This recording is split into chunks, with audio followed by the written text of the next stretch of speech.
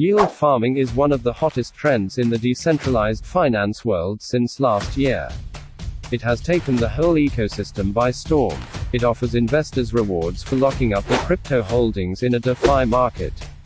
This guide examines yield farming and its components, its attraction to investors, and possible risks that lay ahead. Here's what you'll learn in the Passive Profit App Explainer on yield farming. First, what is yield farming? Understanding liquidity pools. Understanding the risk of yield farming. What future holds for yield farming? So, what is yield farming? At its core, yield farming is a process that allows cryptocurrency holders to earn rewards on their holdings. With yield farming, an investor deposits units of a cryptocurrency into a lending protocol to earn interest from trading fees. Some users are also rewarded with additional yields from the protocol's governance token. Yield farming works in a similar way to bank loans. When the bank loans you money, you pay back the loan with interest. Yield farming does the same, but this time, the banks are crypto holders like yourself. Yield farming uses idle cryptos that would have otherwise been wasting away in an exchange or hot wallet to provide liquidity in DeFi protocols like Uniswap in exchange for returns. Understanding liquidity pools, liquidity providers, and automated market maker model. Yield farming works with a liquidity provider and a liquidity pool, a smart contract filled with cash that powers a DeFi market. A liquidity provider is an investor who deposits funds into a smart contract. The liquidity pool is a smart contract filled with cash. Now, let's talk about yield farming functions based on the automated market maker model. This model is popular on decentralized exchanges. AMM eliminates the conventional order book, which contains all buy and sell orders on a cryptocurrency exchange, instead of stating the price that an asset is set to trade at.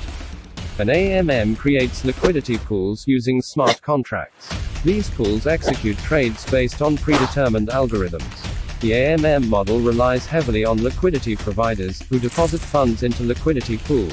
These pools are the bedrock of most DeFi marketplaces where users borrow, lend and swap tokens.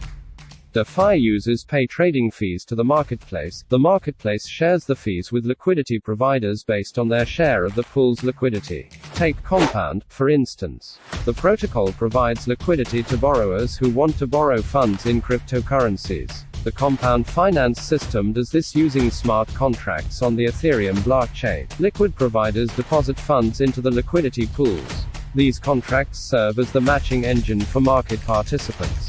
Once an interest rate for the loan has been agreed upon, the borrower gets the funds. In exchange for their funds, liquid providers get Compound Finance's native comp tokens.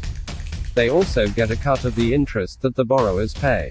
Some of the most common DeFi-related stablecoins include USDT, DAI, USDC and BUSD. Some protocols can also mint tokens, which represent your deposited coins in the system. For instance, if you deposit Ethereum into Compound Finance, you get CETH. If you deposit DAI, you get CDAI. Estimated yield returns are calculated on an annualized model. This shows the possible earnings for locking up your cryptos for a year. Some of the most common metrics include annual percentage yield and annual percentage rate. The primary difference between them is that annual percentage rate doesn't consider compound interest, which involves plowing back your profits to increase your returns. Still, most calculation models are simply estimates. It is difficult to accurately calculate returns on yield farming because it is a dynamic market. A yield farming strategy could deliver high returns for a while, but farmers could always adopt it en masse, leading to a drop in profitability. The market is quite volatile and risky for both borrowers and lenders. Also known as Yearn. Yearn Finance has been perhaps the standout yield farming protocol of the past year. Launched by developer André Cronje earlier this year, the protocol became popular for providing users with the highest yields on Ethereum deposits, top altcoins and stablecoins. When a user deposits tokens into Yearn, the protocol converts them into Y tokens, such as YDAI, YUSDC, and YUSDT. The protocol's smart contract looks into DeFi protocols with the highest annual percentage rate for farming. Once it finds it, it sends the tokens there. The protocol also has the YFI token, which Cronje launched last July to improve Yearn's user base.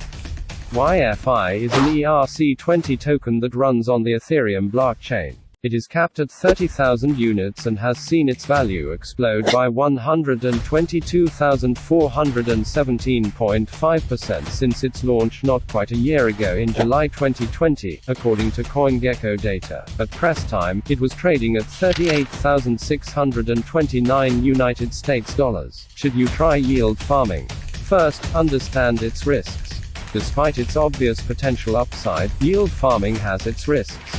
They include smart contract risks. Smart contracts are paperless digital codes that contain the agreement between parties on predefined rules that self-executes. Smart contracts eliminate go-betweens, are cheaper and safer to conduct transactions.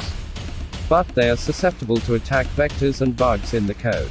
Users of popular DeFi protocols Uniswap and Acropolis have all suffered losses to smart contract scams. Impermanent loss risk. Yield farming requires liquidity providers to supply funds into pools to earn yields and trading fees from decentralized exchanges. This offers liquidity pools market-neutral returns, but it could be risky during sharp market moves. This risk is possible because AMMs don't update token prices in line with movements in the market. For instance, if an asset's price drops by 60% on a centralized exchange, the change won't immediately reflect on ADEX. As a result, a savvy arbitrage trader could use that narrow price gap to sell their token on a yield farming platform at a premium. Liquidity pools will eventually have to cover this difference, and incur losses when the price drops. Since their capital is locked in the pool, they can't benefit when the price rises. One way of addressing this issue is to choose protocols that trade assets with low price slippages, such as the WBTC and RenBTC pairs on Curve. Liquidation risks. As with the traditional finance space, DeFi platforms use their customers' deposits to provide liquidity to their markets. However, a problem could arise when the value of the collateral drops below the loan's price.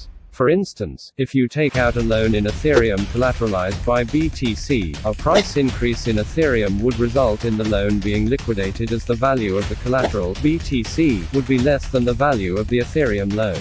Capital-intensive and complicated process. Yield farming is a capital-intensive operation. Most of the cost concern surrounds the issue of gas fees on the Ethereum network. Last August, Josh Rager, the founder of cryptocurrency trading service Blockroots.com, took to Twitter to complain that he had to pay as much as 1,200 United States dollars in fees to purchase tokens on a DeFi project. This is more of an issue for smaller participants than for wealthier users, who have access to more capital. Smaller participants might find out that they can't withdraw their earnings due to high gas fees. Getting into yield farming is a risky endeavor if you have no experience in the cryptocurrency world. You could lose all your investment in one fell swoop. Invest at your own risk. The world of yield farming is fast-paced and volatile. If you decide to try your hands on yield farming, you should not invest more than you're willing to lose. What the future holds for yield farming. Yield farming uses investors' funds to create liquidity in the market in exchange for returns. It has significant potential for growth, but it's not without its faults. Most prominent is the use of the Ethereum blockchain. The DeFi space is now worth more than 121.5 billion United States dollars, according to DeFi Llama at publication time. Most DeFi platforms run on the Ethereum blockchain, which has suffered from scalability issues in the past. The congestion of the network also saw gas fees rise. Vitalik Buterin, the founder of Ethereum, even promised not to dip his feet into yield farming until it stabilizes. Several other blockchains like Polkadot and Solana have tried wooing DeFi platforms with new features. Tezos completed an upgrade dubbed Delphi, which it claims would reduce gas fees for developers by 75%. This proposition is expected to attract DeFi developers. Please do let us know what are some of your favorite yield farming strategies by leaving a comment down below.